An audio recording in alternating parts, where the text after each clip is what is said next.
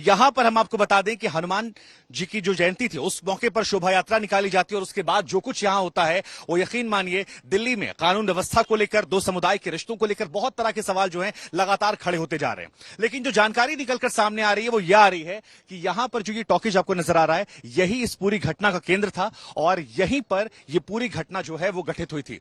इस घटना के बारे में बताया जा रहा है कि ये रास्ता जो हम आपको दिखा रहे हैं यहां से शोभा यात्रा निकाली जाती है। 2 बार ये शोभा यात्रा आती है तो यहां पर सब कुछ शांत रहता है, लेकिन जब तीसरी बार शोभा यात्रा आती है तो जिस जगह पर हम मौजूद हैं यहां पर पत्थरबाजी होती है। यह पत्थरबाजी दो समुदायों के बीच में होती है। कहा जाता है एक तरफ से इसकी शुरुआत होती है, वो इस पक्ष से आती है। बड़ी संख्या में यहां पर अगर आप देखेंगे तो आपको कांच जो है वो नजर आएंगे, ये बिखरे हुए कांच। हालांकि आज सुबह यहां पर साफ सफाई जो है वो कर दी गई है। पुलिस प्रशासन लगातार यहां मौजूद है और साफ सफाई से लेकर तमाम जो कानून व्यवस्था काम है वो चल रहा है। पुलिस की ऐसी तमाम गाड़ियां जो हैं वो आपको यहां नजर आ जाएंगी। 15 लोग ऐसे हैं जिन्हें अब तक हिरासत में ले लिया गया है। पुलिस के तमाम जवान जो हैं वो लगातार गश्त कर रहे हैं। 10 टीमों का गठन कर दिया गया है, वो लगातार यहां जांच पड़ताल चल रही है।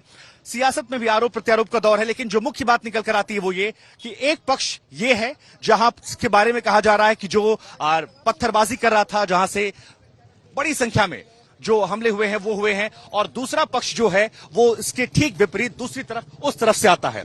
अब ये कहा जाता है कि यहां से पत्थरबाजी और डंडे जो चले हैं वो उस तरफ तक जाते हैं और वहां पर लगातार ये हमला जो है बढ़ता जाता है। लेकिन इस पूरी घटना के केंद्र में यही वो महत्वपूर्ण जगह है जहां पर एक घटना घटित हुई है। हालांकि इस घटना के बाद कई तरह के सवाल जो है वो खड़े होते हैं। एक सवाल ये खड़ा होता है कि क्या ये घटना जो है ये सुनियोजित है, क्या ये घटना पहले से प्री प्लान थी? क्योंकि चाहे मध्य प्रदेश की आप बात कर ले, चाहे राजस्थान की बात कर ले, वहां पर भी ऐसी घटनाएं घटित होती हैं, जिसके बाद बीजेपी के तमाम नेता ये सवाल पूछते हैं कि क्या ये कोई साजिश है या एक संयोग है, या संयोग के अलावा प्रयोग कहा जाए।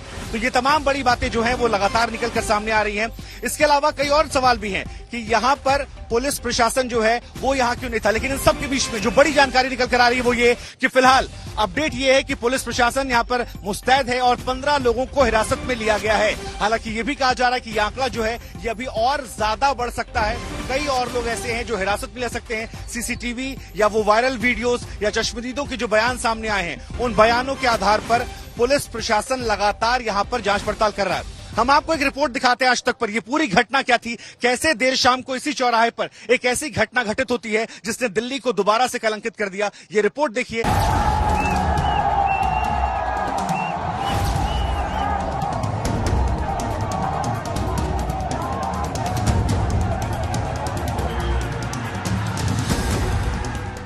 दिल्ली ने सोचा नहीं होगा कि अमन शांति के दुश्मन अपनी साजिश में फिर कामयाब हो जाएंगे।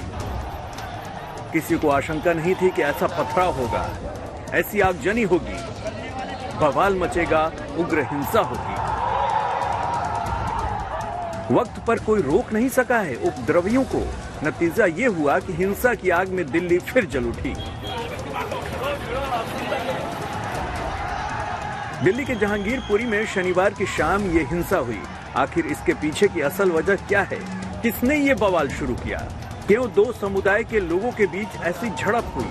ऐसे कई सवाल हैं जिनके जवाब मिलने बाकी हैं। लेकिन उससे पहले आपको दिखाते हैं कि कैसे जहांगीरपुरी इलाके में हुई हिंसा ने दिल्ली की नींद उड़ा दी।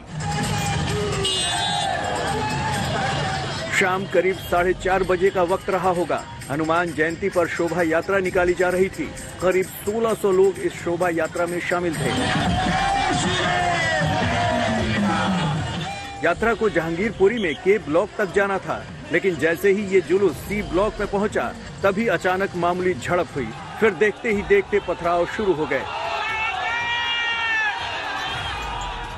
आरोप है कि समुदाय विशेष के लोगों ने शोभा यात्रा पर पत्थरों की बारिश कर दी। वहां भगदड़ मच गई। हर कोई जान बचाकर भागने लगा। पथराव के बाद उग्र भीड़ ने आगजनी शुरू कर दी। गाड़ियों को आग के हवाले कर दिया गया। कई बाइक फूंक दी गई। ये यहाँ पर गाड़ी थी, 2 व्हीलर था, जिसको आग के हवाले जो है वो यहाँ पर जो मॉब था जो लगातार पथराव कर रहा था उसने आगजनी के हवाले जो है वो यहाँ पर कर दिया। कई सारे लोग और भी है। सर, कौन लोग थे जिन्होंने ये पथराव करा था? कि इनको आप जानते हैं कौन थे? देखो, ऐसा तो कुछ भी नहीं, किसी को कह ही नहीं सकता, क्योंकि सब पीछे से पथराव हुआ है। किसी को यही नहीं पता लगा अचानक क्या हुआ। लोग अपनी बाइकों से अपने जो हर्षोल्लास से निकल रहे थे, अपनी बाइक रैली लेके जा रहे थे। पीछे से एक पत्थर आया, भगदड़ मच गई। एक दूसरे से बचाने के लिए भागे, और फिर अचानक ही फिर पता नहीं कितनी संख्या आ गई, किसी को कुछ नहीं पता लगा, भाग लिए जैसे जैसे जान बचा के भागे लोग अपनी। उसके बाद वो यहाँ से लेके चौड़ी गली तक जाके देख लें आप, गली के अंदर तक देख लें, ये दुकान है, ये दुकान लूट ली गई, इसका गल्ला लूट गया, ये आपके सामने बाइक फूकी पड़ी है, अंदर गाड़ियां जो मिली वो सारी तोड़ दी गई है, उसके शीशे तोड़ दिए गए। पथराव और आगजनी के बाद लोगों का गुस्सा फूट पड़ा, जमकर नारेबाजी शुरू हो गई।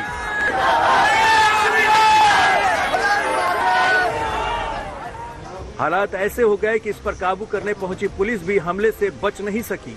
पथराव और गोलीबारी में 6 पुलिस वाले समेत 7 लोग जख्मी हो गए। कई घंटे तक दिल्ली के इस हिस्से में शोले सुलगते रहे, हिंसा से हाहाकार मची रही। रात के वक्त राजधानी की नींद उड़ चुकी थी।